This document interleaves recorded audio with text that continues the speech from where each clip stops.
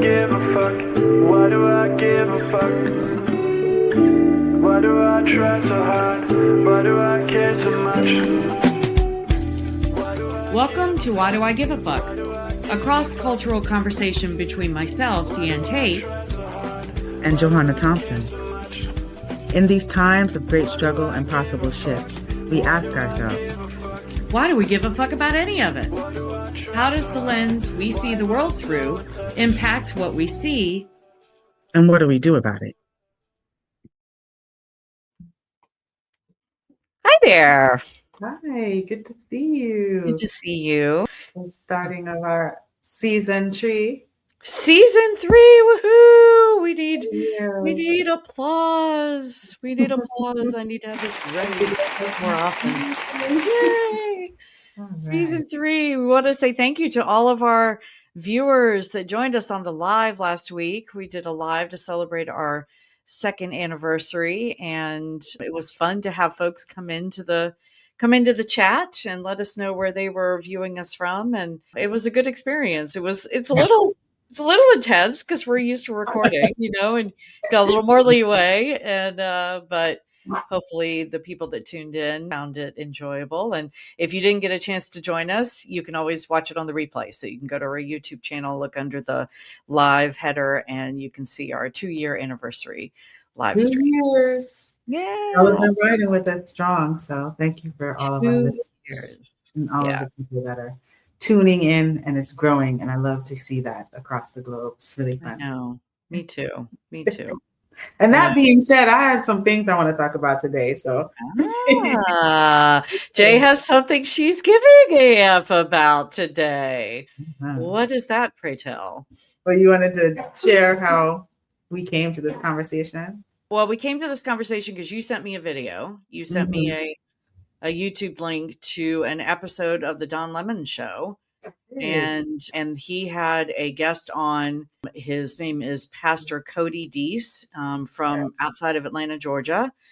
And they were having a really robust conversation about Christian nationalism being on the rise and what that was. And I thought it was really interesting. But I would love to hear from you, like how you got the video and what was your process?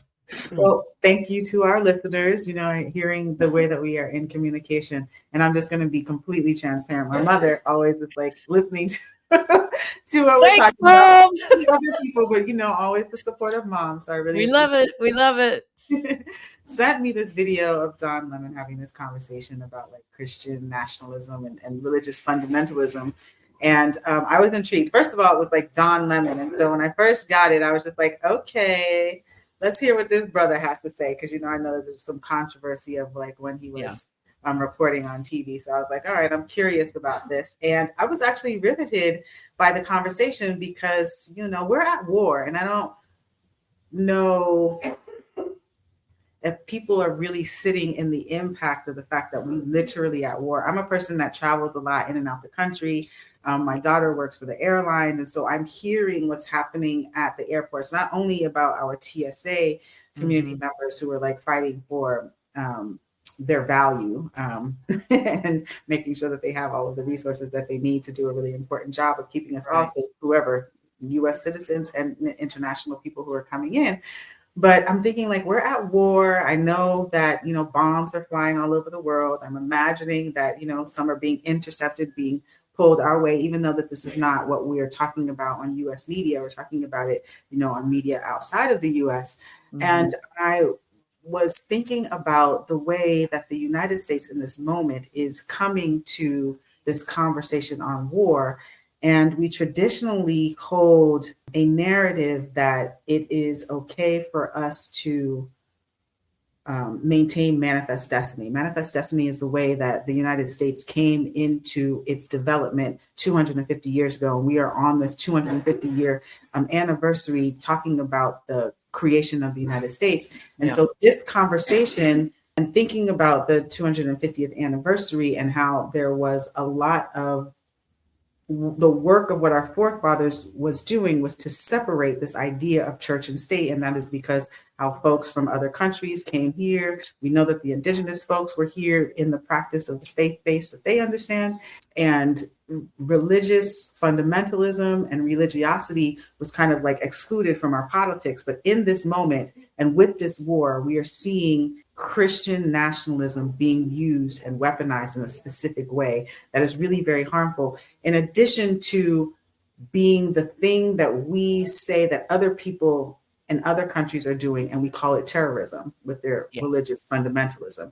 And so I thought that the conversation between Don Lemon and Pastor Cody Deese was really interesting and amplifying some of the major issues that are occurring as we're talking about this war that's happening across the globe at this point. Right.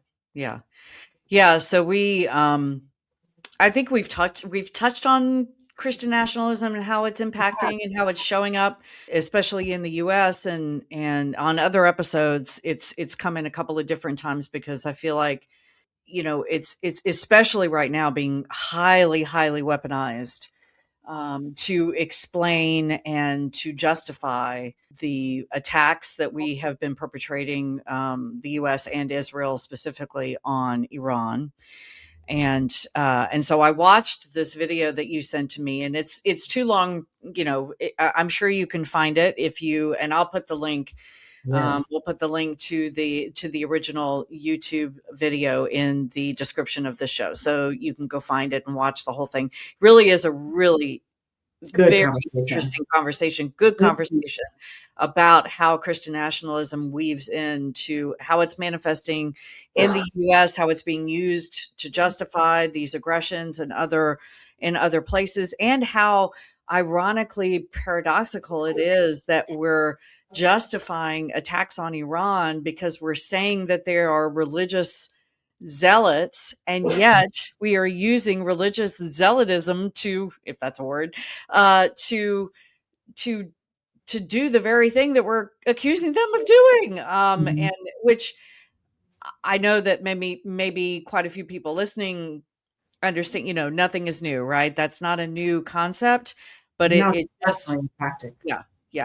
It feels exacerbated, or exaggerated to a higher level right now. And so we thought, so there were a couple of segments of this show that we isolated because we thought they were really pivotal. And so I'll share the first one, and then maybe we can have a little discussion. It's just a couple of minutes, but and before you do, I think it's really important to talk about how folks are defining what Christian nationalism looks like in the US today.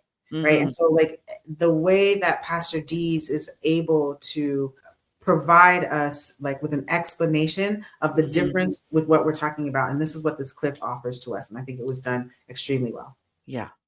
Okay. So let's start it, and we'll talk about it on the other side.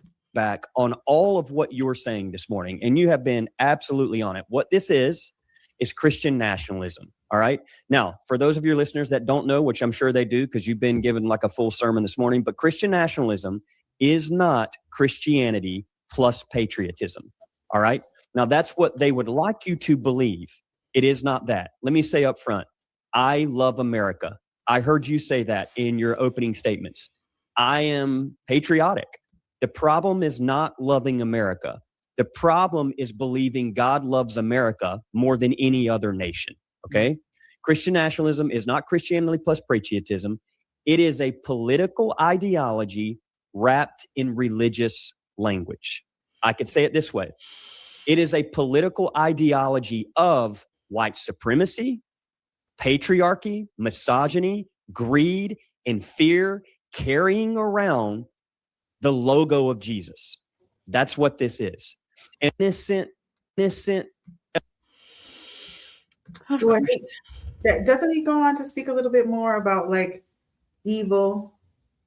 Did you want to hold on to that? Yeah, no, we can, let me get it back to kind of close to where it was. Okay. The name of Jesus, you bring in language about God to do what? To cover or justify the acts of atrocity that you are doing. Okay. And here's what I mean. Hate always disguises itself as love. War disguises itself as just. Cruelty disguises itself as strength. Domination disguises itself as leadership. Idolatry disguises itself as devotion. And empire has always been good at this, Don. So in some ways, I'm not like overly shocked. This is what Christian nationalism is. We've been saying this for a long time. It's just now America's waking up and seeing it because Pete Hegseth is a Christian nationalist. And Christian nationalism is a very, very dangerous cancer on the movement of Jesus. Right.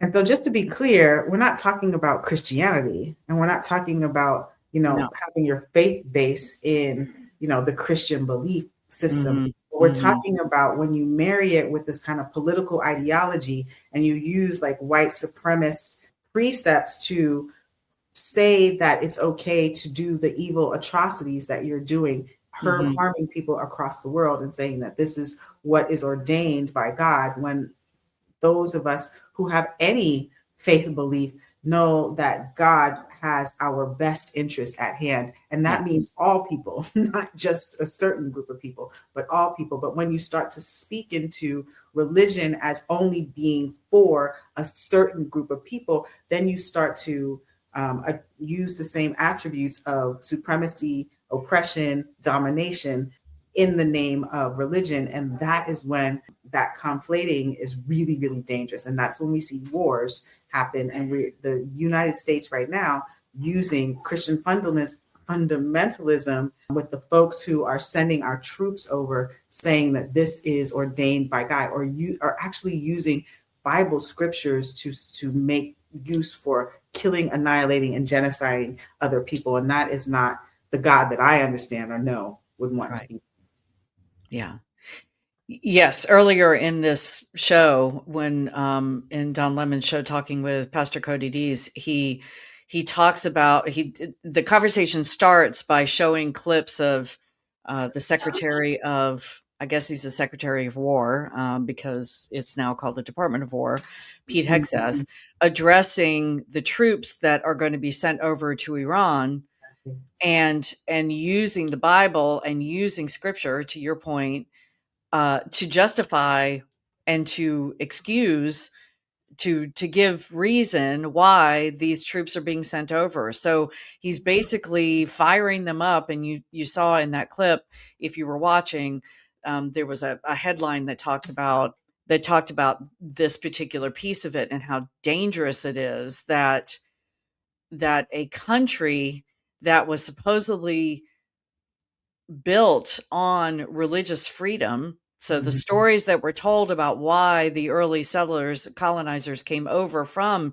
England and took this land from the indigenous was because they were searching for a space to be able to live and worship how they felt they wanted to without persecution. That was supposedly the reason. And I'm saying supposedly because I'm always questioning anymore any narrative that I was taught about why people do anything, especially in the construction of this country. So I'm using those qualifiers because, I'm not entirely sure that that's exactly what it was, but I do think that was a component of it, which is why the founding fathers, in our Constitution and in our originating papers, talked about, freedom from religion, freedom of it was important enough to enshrine in our Constitution.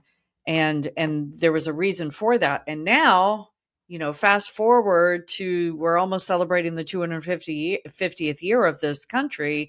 And we are justifying a war. The cabinet secretary of our War Department is standing up in front of troops using Bible verses and the mindset of Christian nationalism to justify why he's sending them into harm's way, why it's okay for them to die for their country because the Bible tells them it's so. It just, in the scope, in the arc of this country from its founding to now, it's quite illuminating to see the the transformation and talk about saying the quiet part out loud. I know that we've kind of thought this way in a lot of ways for many decades, maybe even 100 years or so at this point. But the vitriol that's now being said out loud is really interesting and very dangerous. Very Yeah. For dangerous. me, it reminds me, like, as a non-white person, of like kind of white hypocrisy. Mm. Thinking about, like, calling people from other countries with other faith base terrorists because they Right. use their religious faith to motivate and ignite people into action for their own safety. And so to see the US utilizing these same tactics that they would typically call terrorist Same thing. tactics is absolutely ridiculous hypocrisy Yes. to me. Yes. It's also like a tactic of white supremacy that is absolutely disgusting to me. And it's also like where you sit in a lot of experiences I have. I was watching some show the other day and I was just like, it is fascinating to me to see different demonstrations of whiteness not being able to call the kettle and the pot. What's that saying goes?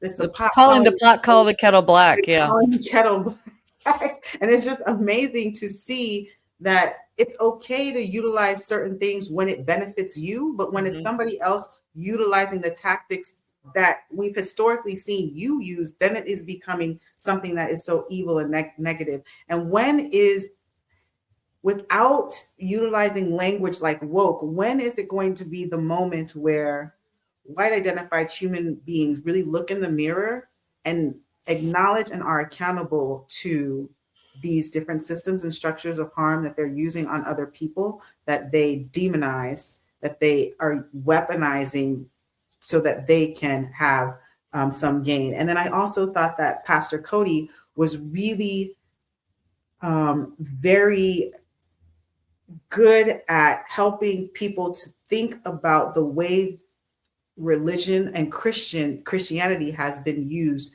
over the test of time. When he's talking about the book of Revelation and that we're in this moment of the end of times, which is a lot of elders talking about us being ready for and the way that we interpreting that something is going to be happening in the future when it's actually been existing all along. And so I thought Pastor Deese did a really good job of that. And I know that you're probably working on the technology to pull up that part of the clip. Did I look like I was being distracted? I'm sorry. No, I haven't figured out my game face for while I'm doing things in the background. I still look like I'm listening.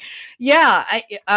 Yes. I've pulled up the clip so we can watch that in his breakdown of the book of Revelation and what it actually means. Mm-hmm.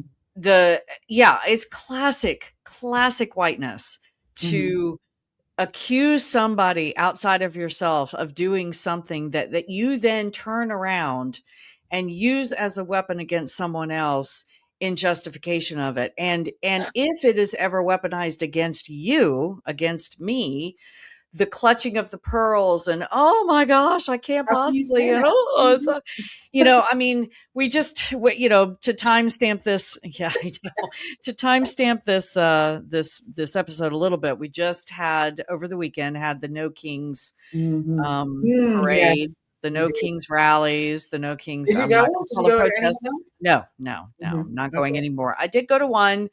I think it was maybe the first one, but I could be wrong about that. Maybe two rallies ago, I went and I had a sign. I think we talked about this. I had a sign that talked about Palestine, and I had my keffiyeh on and all of my garb, and the stink eye that I got and the snarky, just nobody was talking about Palestine. Nobody was willing to draw the connective dots between the two. And so, so fast forward to this past weekend's No Kings rally, where I was watching, some news reports on it that were saying 8 million people across the country showed up.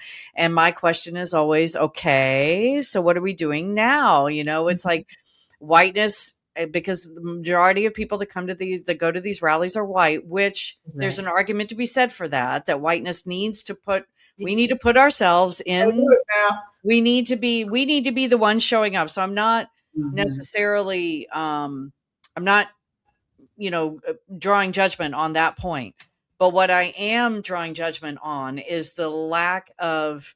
I had groups that I was a part of, members of groups that I was a part of, that were intentionally going to the No Kings rallies in the different towns around where I am to bring Palestine into the dialogue. They were almost protesting the rally because they wanted to be a presence for Palestine. And I was happy to hear that they got less pushback than it sounds like I got 2 Kings rallies ago. So maybe things are shifting a little, but it's classic whiteness to get out there and be all upset about Trump and be all upset because it's impacting them. That's why they're showing up, because now they're actually feeling it. Whiteness, we have such a thick barrier around us that we often don't feel the consequences of things until it's like really, really, as Oprah said, it's the brick wall versus the 2x4 upside the head. So I'm happy to see that more people maybe are open and understanding the connectivity, and that Trump is just a manifestation of the original evil of this society, which is white supremacy. And then also on the heels of Ghana just bringing that resolution forward to the UN, and the UN passing the resolution naming the transatlantic slave trade as the gravest crime against humanity. So, I think people are waking up, but it's like I believe that because our society is so geared towards protecting whiteness, it's taking that much more. It's taking that much longer for people that look like me to feel the impacts of what this government is doing. But I was reading a post this morning just before we came on about how whiteness needs white people that are in this fight, that are starting to wake up, or maybe have been in it for a minute, need to remember that it's not, you don't do activism when it fits into your soccer mom schedule. That's not what activism is. These are not my words. These are the words of a Black woman. So I'm not claiming them. But she's right, that, and I have to examine that for myself as well. I have to say, am I doing what I'm doing as long as it fits within my routine and my schedule, or am I actually disrupting? So disrupting my life and disrupting others around me. So, well, I would offer that in my relationship with you, and the reason why we're able to have these conversations is because I roll with people whose activism is a way of life. Yes, give yourself some balloons. I don't know why the balloons just showed up. That's right. Where those came from? So sorry. That was not intentional. And just because she's giving me whatever props, I did not do balloons in that moment. Oh my God, that was such a whiteness moment. Okay, go. Even my white FaceTime is giving no. Disregard. That's all right.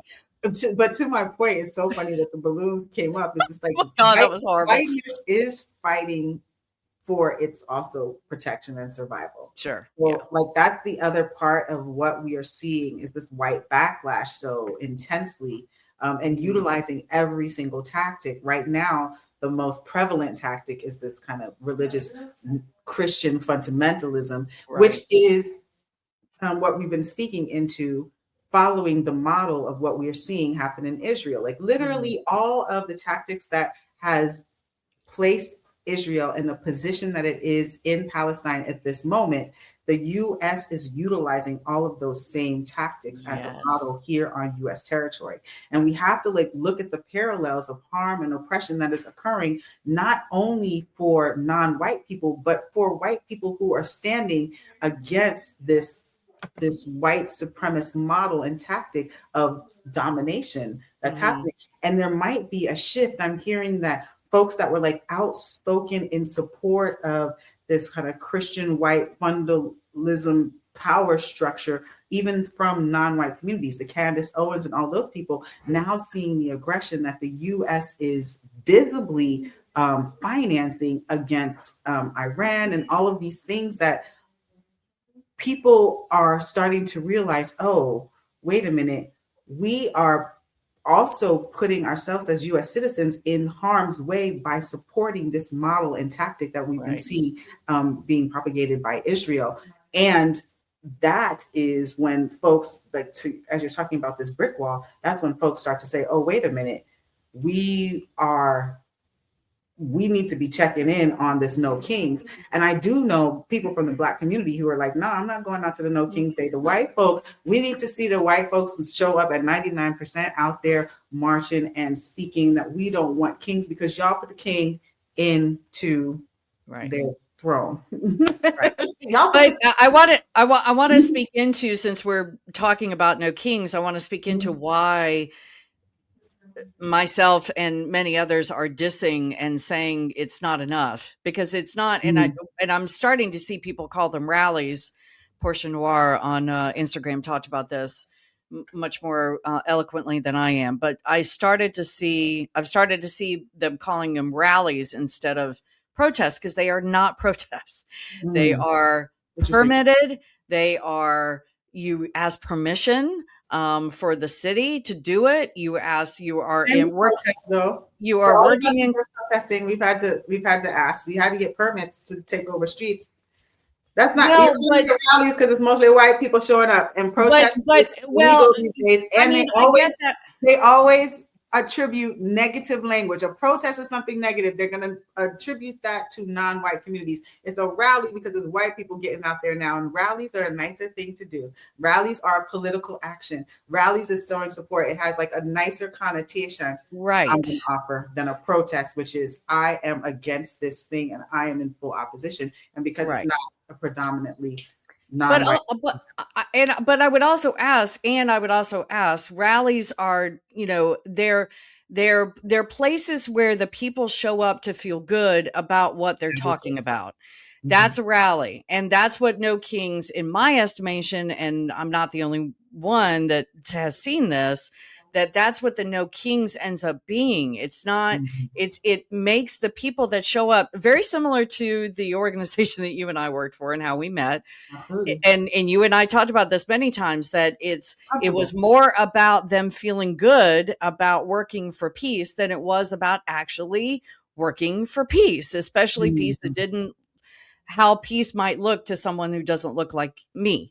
And so I feel like the No Kings rallies is more about making the people showing up feel good than it is about breaking down and dismantling the systems that all of the people that showed up to those No Kings benefit from. And so their safety, they're cooperating with the police, and their safety about all of that during this rally, to me, shows that there's not any teeth to it, because there's not action afterwards. When I talk to people, when I speak to white people and they say, are you going to the No Kings rally? It's like, no, I'm not. No, they call it a protest. You going to the No Kings protest? No, I'm not. And a lot of them are deflated because they're like, well, but that's the only thing they know how to do. I know that a lot of people are just waking up. And so they're just starting. And to them, this feels like the right place to be. It's like, okay, what's next? What do you do in the aftermath of that rally? And then, but the other piece of it is that it's a lot, many are calling it out as a psyop. Say that word again, as a psyop. What is that? Psychological operation of surveillance, because the rally happened on Saturday, and then as of today, there are things floating around on social media, contests. Submit your protest pictures for, and when you submit them, you give them your identification, you give them your email. This is just a way to build a database. This is not about, this is surveillance. And so, but the people that are new to this don't necessarily think of it that way. So, that's my stink face on the No Kings thing, because it is a learning opportunity for people. And when people ask me, did you go? No. Why didn't you go? It's like, well, what are we going to do next? What is I know that made you feel good, but what's the next thing? The thing that I do appreciate, if you said the number was 8 million people who came out across the nation. That's what I'm hearing. Across the country, across the country, across the globe. I just don't know. I was, in my house. I think it was predominantly U.S. based, but I could be totally wrong about that. So, correct me if I am. But yeah. My point being, though, whatever the number is, I am happy to know, rally, protest, however, that people are getting out there and saying, and there's enough physical bodies that are sharing the same sentiment of what is happening presently is not okay. Right. And we are getting out here in our bodies to say that. It's the first step. As an organizer and an activist, what I believe, and a restorative practitioner, I believe that we need to have many pathways towards the same goal. Right. And so one of the pathways is to have the physical bodies out there. And in the United States, because the majority of the demographic in the United States, and people forget this because we highlight specific groups of people with certain narratives. And so it seems like there's so many more of them. But the reality of the situation is the largest demographic in the United States is still white identified people, however they are marking off on our census. It's still white identified people. And the more white identified bodies get out there and say, this is unacceptable to what we know and what we want and how we want to exist in the United States, that's the first one of the processes. And now it is also to be in, we know that there's 8 million plus people that don't like it the way that it is. So now it is to go into action, to organize ourselves together, to have conversations and develop actions in the same way that the folks that are in power right now have their Project 2025. It's the same way that we need to say 8 million of us say that we don't want this. What are the steps and the actions that we are going to take to make sure that we transform it, that we dismantle it, that we disrupt it, and that we rebuild something that is more inclusive and accommodating to a larger demographic of people, which is what the United States is made of. Yes, I agree. Period. All right, here we go, administration. We figured it out. Yeah. This is what we're doing. Yeah. All of those things are true. And it's the dismantling part that I think that a lot of us who might be new to this dialogue or starting to feel this pressure are having to learn more about and do a deeper dive on. What does dismantling look like? It can be very scary for a lot of people who, especially people who look like me, who are so used to being comfortable and so used to feeling safe that it's like, you know, when you say dismantle, it's kind of the pushback of what happened when the saying defund the police came about. Everybody panicked. Oh my God, you mean we're not going to have any police? That means crime will be rampant, you know? And it's like, no, we're talking about defunding the militarization of police and taking that money and putting it into mental health services and support services and, you know, things like that. How do we reimagine the policing structure, because it's inherently racist? And so so for a lot of people, when you talk about dismantling the systems, you know, empire is falling, it terrifies them on many levels. I'm sorry, but that is like, to go back full circle, that is the reason why we're having this rise in kind of like religiosity, because people are trying to identify what is their comfortability and what is their safety. And that's when we come back to this idea of faith, but using faith for comfort and safety and for community building, like, you know, creating, you know, a community of practice of love, not a community of practice of war and violence and aggression in the name of religion. That is dangerous. And that is what I don't want to participate in, any type of faith base that's going to be about harm, aggression, violence, and domination and oppression of people. That is not how I understand religious or faith-based belief and practice to be. I believe it's about more the teachings of Jesus, the teachings of Muhammad, the teachings of Buddha. How do we have this universal connectedness? How do we build each other? How do we do mutual aid? How do we increase the human vibration rather than breaking it down and being destructive? Yeah. From your lips. Well, I know we're going to be talking about this probably in the next few episodes because we have a lot more to unpack. But thank you for bringing this interview with Don Lemon and Pastor Cody Deese to my attention, and we will talk about more on coming episodes. So we'll see you then. I'm here for it. Yes, absolutely. Thanks for joining us. Until next time, as you move throughout your day, continue to ask yourself, Why do I give a fuck? Why Do I Give a Fuck is produced in collaboration with Johanna and Diane. Music by Norwegian musician Water. See you next time.